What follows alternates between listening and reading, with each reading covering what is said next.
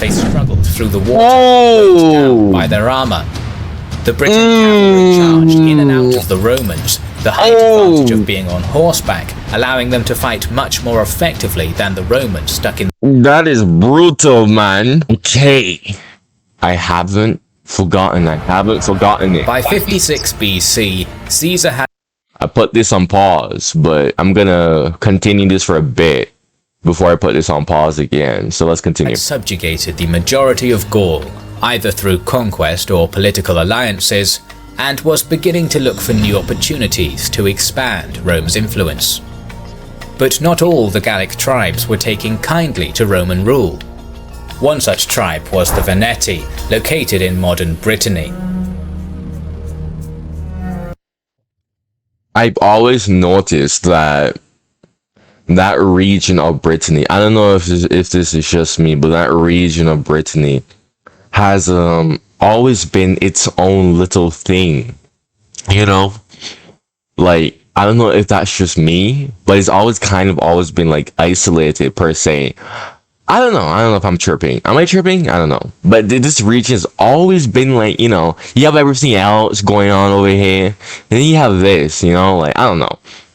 Despite signing a peace treaty with Caesar the year before, they reneged on this promise and captured a few Roman officers. As a largely seafaring nation, the Veneti were confident that they would be able to put their faith in their navy and force Caesar to make concessions. However, Navy, what? But Caesar spent no time trying to negotiate, instead seeing the act as a direct declaration of war and marched on the tribe. Initially, he found little success. Due to their large navy, the Veneti were able to effectively hop from town to town, moving entire populaces and their belongings, denying the What in the heck? Entire populaces with a how big were their navy?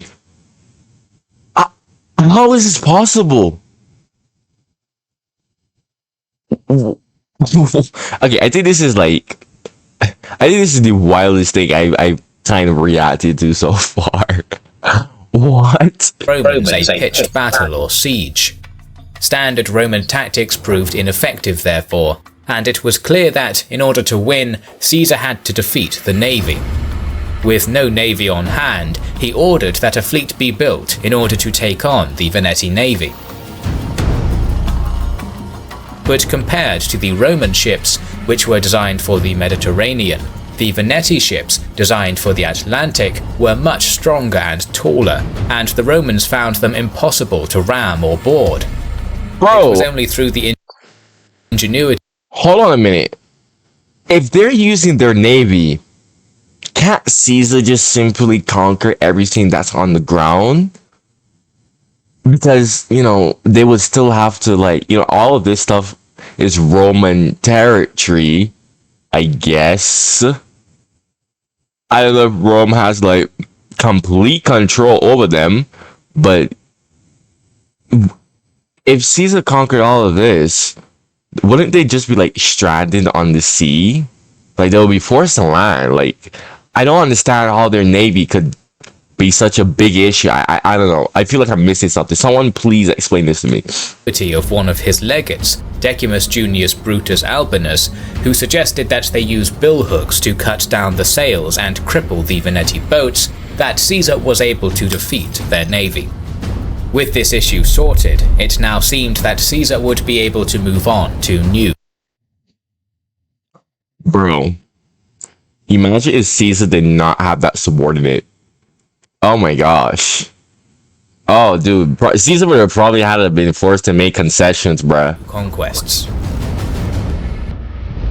Once again, though, his plans were put on hold in 55 BC, when yet another roaming German horde, composed of Usipetes and Tenchtheri, began threatening the Rhine border. These tribes previously rivaled the Suebi, but were now fleeing in huge numbers, Caesar giving their total number, including civilians, as 430,000. They had already slaughtered the Menapii and stolen their ships in order to cross the river, and were now pouring into Gaul. Upon hearing about this, Caesar was once again compelled to act, as he was worried that the Gauls might join the Germans in an attempt to oust the Romans. Some Gallic tribes in the Rhine valley had indeed sent emissaries to the Germans, providing them with food and intelligence, encouraging them to move deeper into Gaul. Caesar gathered a council of Gallic chiefs, and convinced them to provide more cavalry for him to confront the Germans. This Whoa! So the Gallic tribes, some of the Gallic tribes are still helping Caesar. Interesting. I've had a few people in my comments explain to me that the reason why they were helping Caesar is more or less because they were blackmailed slash forced to help. Because I was confused back then. But interesting. It's still interesting, you know, like how they would still help Caesar despite the fact that a potential, you know, a potential hope, but per se, let's call it that, potential hope, is coming, you know? served two purposes. Firstly, Rome's cavalry had always been lacking, and the Gauls were renowned horsemen, and so filled a crucial role in the army. And secondly, because cavalry was composed largely of nobles or wealthy persons, they would act as hostages, ensuring good behavior. He then gathered 5 of his legions and headed to the Rhine. Okay, hold on a minute. Let me hear that again. West, as he was worried that the Gauls might join the Germans in an attempt to oust the Romans. Some Gallic tribes in the Rhine valley had indeed sent emissaries to the Germans, providing them with food and intelligence, encouraging them to move deeper into Gaul. Caesar gathered a council of Gallic chiefs, and convinced them to provide more cavalry for him to confront the Germans. This served 2 purposes. Firstly, Rome's cavalry had always been lacking, and the Gauls were renowned horsemen, and so filled a crucial role in the army. And secondly, because cavalry was composed largely of nobles or wealthy persons, they would act as hostages, ensuring good behavior. Okay. I was hearing everything, but I missed this part, so I had to repeat everything again. Yeah. So it was basically like what I said. Yeah. He then gathered 5 of his legions and headed to the Rhine.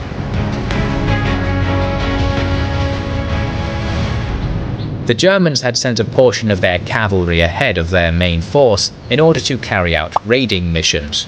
But hearing that Caesar was getting close, they sent emissaries in order to delay him. They asked Caesar to negotiate, claiming that they were only in Gaul because they had been forced to flee from the Suebi, and promised to ally with Rome if Caesar could provide them with land in Gaul. However, Caesar suspected that the Germans were delaying and continued his advance. Caesar has common sense. Caesar has common sense, man. Oh my gosh, this guy has common sense. Oh my gosh, basic common sense. Oh my gosh, Caesar's like ahead of everyone. Like this, like so far, every single attempt to try and trick Caesar has failed. Like this guy, it common sense. It shouldn't be wild to say, but considering the lack of common sense thereof, that is wild. Okay. The envoys continued back and forth as Caesar continued to progress towards the German camp, sending forward his 5,000 cavalry as an advanced force, but with orders not to provoke them into attack. However, upon seeing the Roman cavalry separated from the main force, the Germans fell upon them.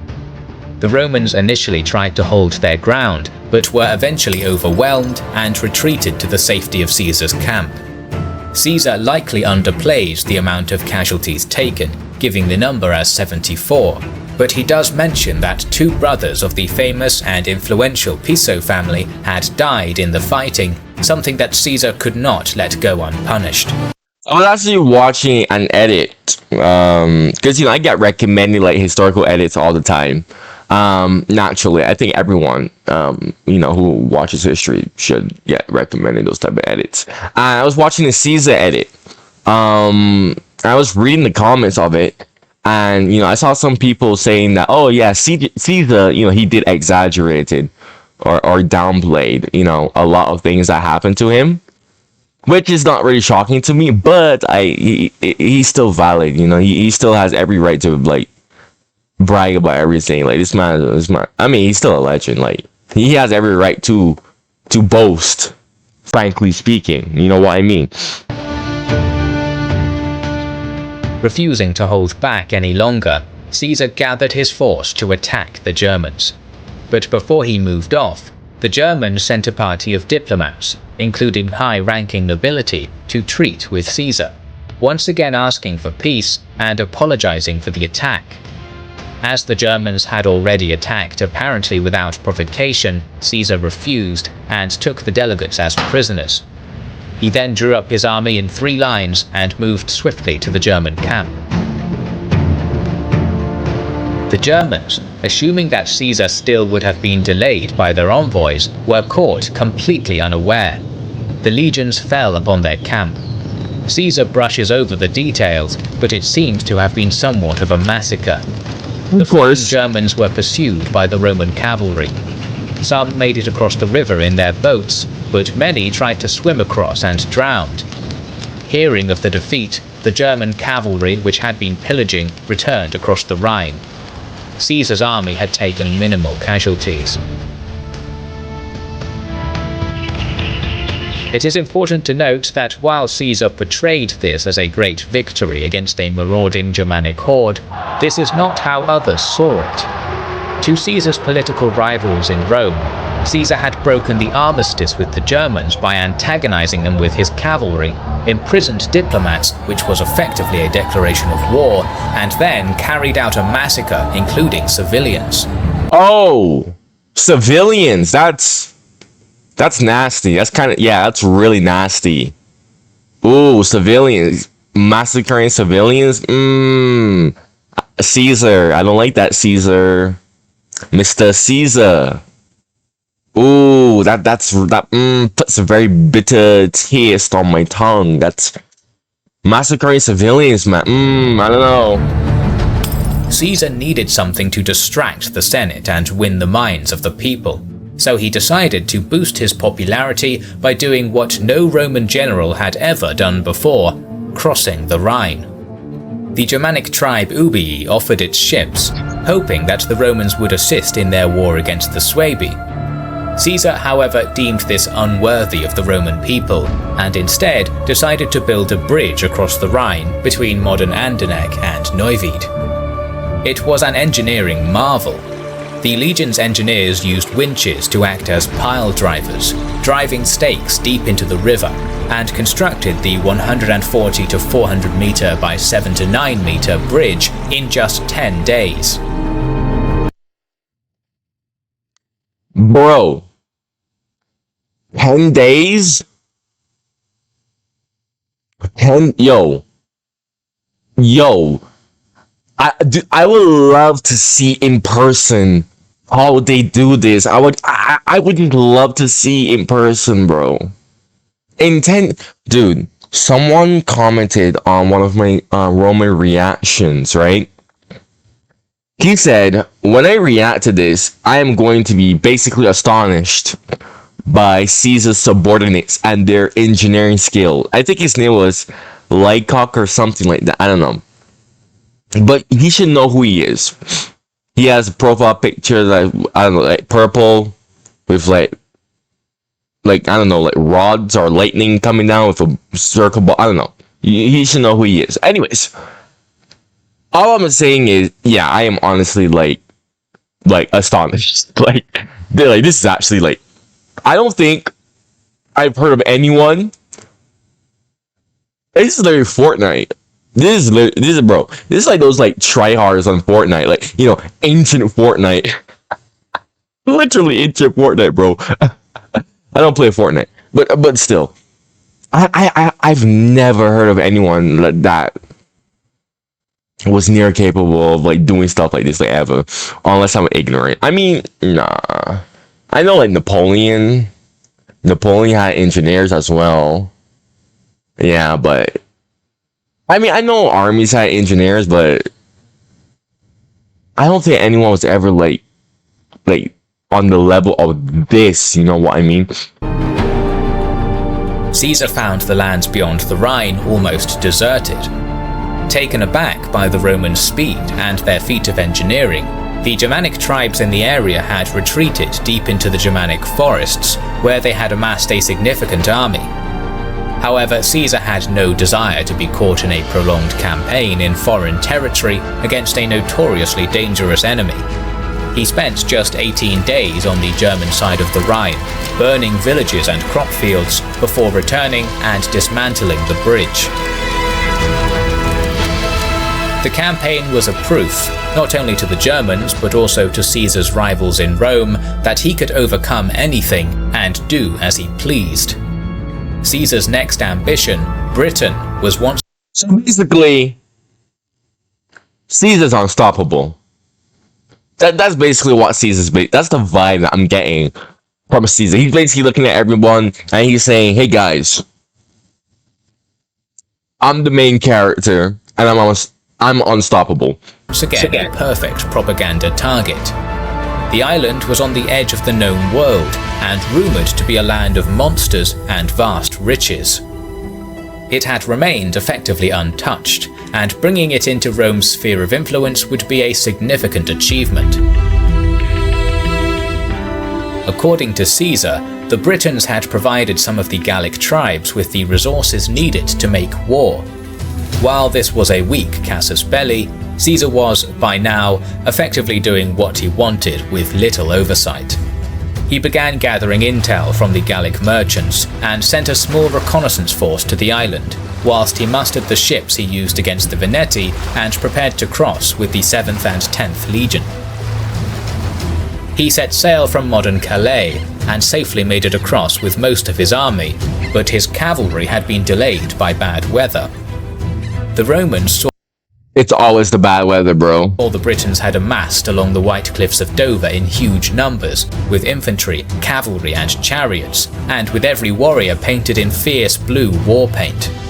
Caesar moved further down the coast in order to find a better place to land, but was shadowed by the Britons' cavalry and chariots, who were easily able to. What happened there? What happened there? What the heck? Something happened there? Keep pace with the fleet. When the Romans finally found a suitable beach, Caesar arranged his transport vessels into a long line with his warships on his flanks and ordered his men to disembark. As the transport vessels had deep keels, however, they were still some way from the shore, and the legions were forced to wade in waist deep in water to try and reach the beach. The Britons saw their opportunity and attacked, firing missiles into the ranks of the legionnaires as they struggled through the water, weighed down by their armour. The British cavalry charged in and out of the Romans, the height advantage of being on horseback, allowing them to fight much more effectively than the Romans stuck in That is brutal, man. the water. The legionaries were taking significant casualties, and seeing this, Caesar moved his shallower-keeled warships up the flanks so that his missile troops and ballistae could fire into the Britons' sides. Okay. Smart. Still, the legions were wavering, with some men not even being willing to get off their transports. It was not until an eagle-bearer of the 10th Legion leapt into the water and waded towards the Britons that the legions rallied and rejoined the battle in earnest. The fighting was fierce and contested, with the Romans gathering to their nearest standards to try and maintain some form of cohesion, while Caesar used rowing boats to ferry men from the transports to areas where the Roman front line looked to be in danger. Finally, the Romans were able to push through the shallows onto the beach, where their organisation and heavy armour could come into play, at which point the Britons broke off and retreated. Caesar, without any cavalry, had no choice but to let them escape. We don't know the numbers of dead on either side, but being a contested landing, it's likely that the Roman losses were greater. And the fact that Caesar didn't say anything about the casualties does say a lot too. Following the battle, the Romans established a camp on the beach, and the Britons sent delegates to sue for peace, probably to assess the Romans' purpose in the area. They were on home ground and could afford to wait to see what Caesar's next move would be, whereas Caesar, with no supply line, would be pressured to make the first move. Caesar accepted the peace, and the Britons sent a small number of hostages, promising more later. The cavalry that— Wait, they had hostages? What? When did they have hostages? Hostages from whom? that had been waylaid did try and cross once again to meet Caesar, but were caught in a storm and forced to turn back. Dude, I swear, every single thing that I've learned about, like anything like naval history, or anything relating to naval history, right? Or let's say there's a battle or war going on or something. This cannot just be me that noticed this. But every single time, reinforcements are always coming via like the sea or something, bro. There's always a storm. Like there's always a storm. I cannot be the only one to notice that. Seriously, I cannot be the... Dude. I can't be the only one to notice that. Every single time, there's always a storm coming, man. Every time. Like the Mongol invasion of Japan. The American Revolutionary War when the French had their fleet destroyed in a hurricane. What else? I just so much more. Like there's always a storm. There's always a storm. Oh, the Spanish Armada. That's a good example. That's a good, literally like destroyed in a storm. There's always a storm that ruins everything for the person who has a navy or like reinforcements coming from the sea. I can't be the only one to notice that, dude. This same storm damaged the ships that Caesar had anchored off the beach, demoralizing the Romans, who could no longer escape the island. Salvaging what materials he could from the most damaged ships, Caesar began repairs. He sent one legion at a time to forage for food, whilst the others defended the camp on the beach. However, whilst one of the legions was out foraging, the camp watch reported seeing dust on the horizon moving their way. This, combined with the lack of the promised extra hostages, was enough to alert Caesar to what was happening. He gathered 2 cohorts and marched quickly to the legion's location. Whilst foraging, the legion had been ambushed. Scattered and focused on collecting food, the Britons had been able to kill a substantial number of them in the initial attack.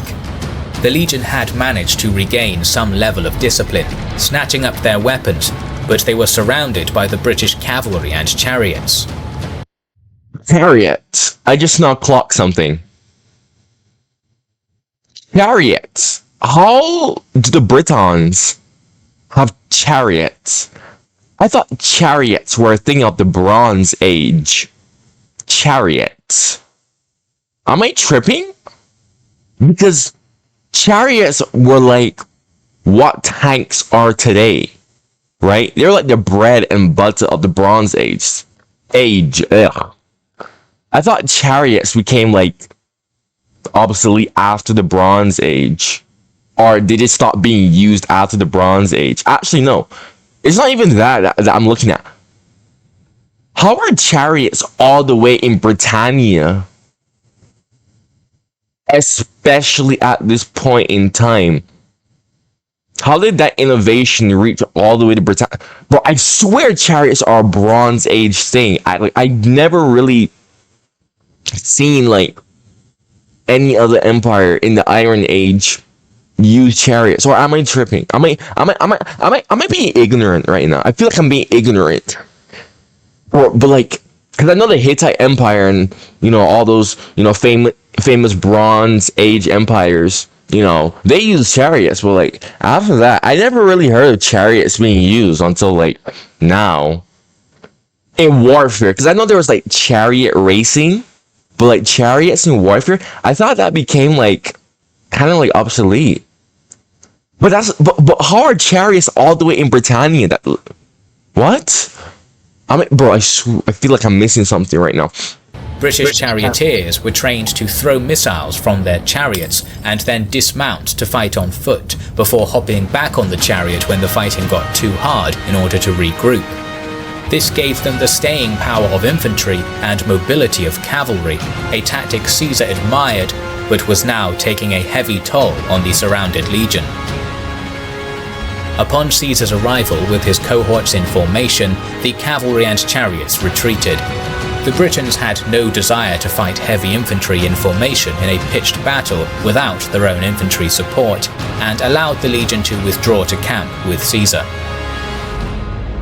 However, bolstered by this success, the Britons amassed their full force of infantry, cavalry and chariots and marched on the camp. Caesar drew out his legions to meet them. So far, he had been fighting in difficult circumstances, in water, in ambushes, against a highly mobile enemy. But this was an ideal situation for the Romans, where their formations and discipline could truly make a difference.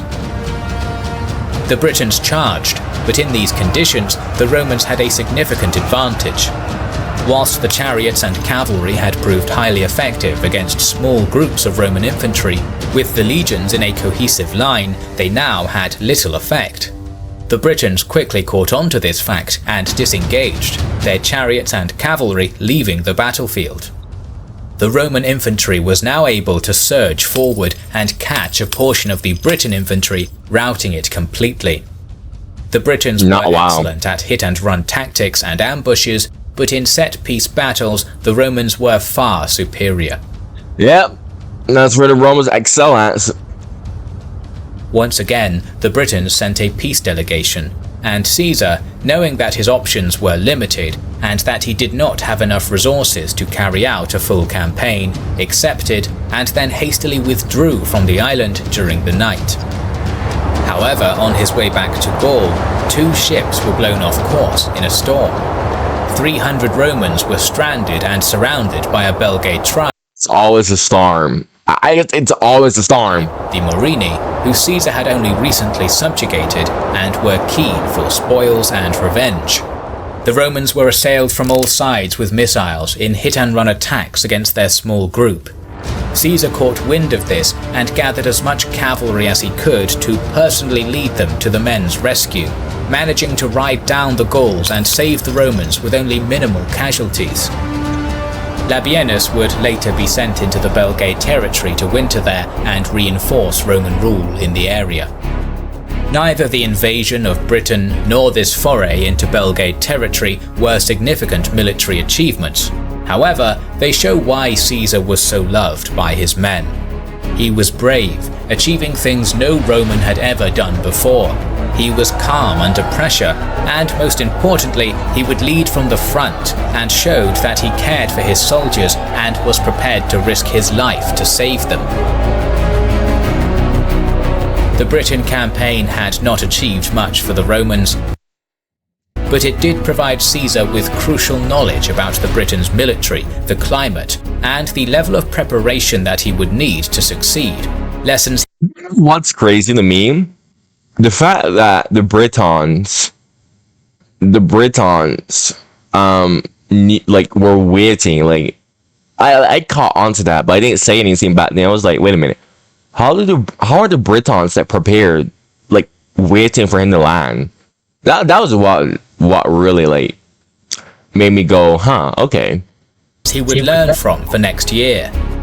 Moreover, the Roman public and Senate were amazed by his feat of crossing the Channel into unknown territories, and a full 20 days of Thanksgiving were declared to recognize his achievement. After dealing with some administrative matters in 54 BC. What is this? Caesar in Britain round 2. So I'm gonna pause this here. This is a nice reaction. I was enjoying this series, man. I forgot how much I was actually enjoying this series, man. Definitely gonna finish off this series. Don't worry, I will. Don't worry. If I start a series, I never forget about it. Ever. So don't think I forget about it. No. Make sure you like this video.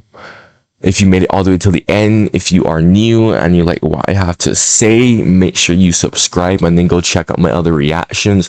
I have so much reactions on different historical topics.